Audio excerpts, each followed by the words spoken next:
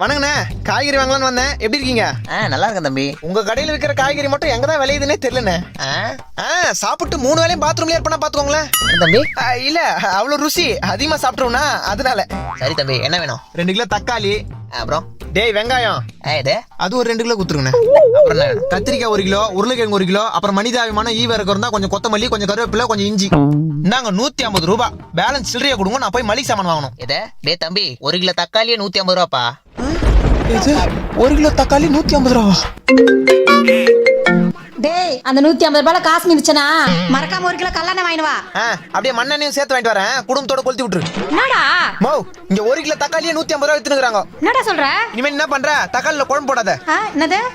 குழம்புல தக்காளி போடாத. டேய், தக்காளி போடாம குழம்பு எப்படிடா ருசியா இருக்கும்? ஆமா, ஏற்கனவே நீ வைக்கிற குழம்பு ருசி நாக்க விட்டு போல. கருமு கீழே ஊத்துனா நாய் கூட நக்காது. நம்ம போன வெறுப்பேத்துக்கிறேன். நீ தக்காளி தவிர மீதெல்லாம் போடணும்.